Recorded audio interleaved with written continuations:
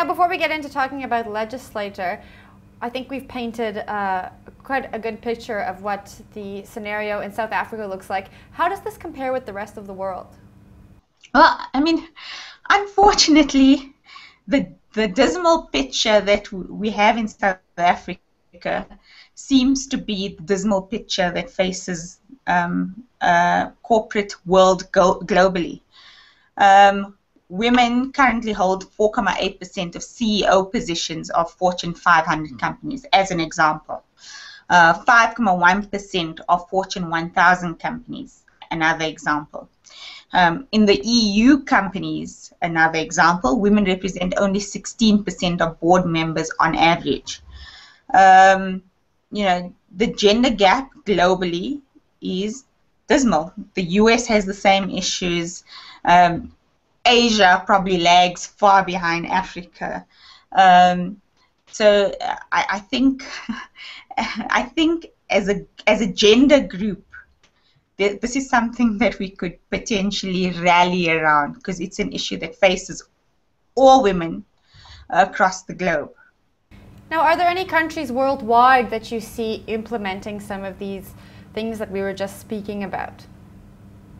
Well, I think the one company that I think is considered a global leader, one that was off the mark quite quickly, I mean, probably not quick enough, but at least sooner than most other countries, is Norway. What did Norway do?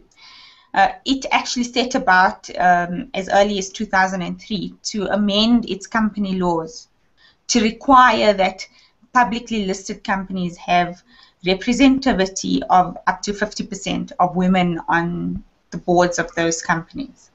And as you can imagine, it created an uproar.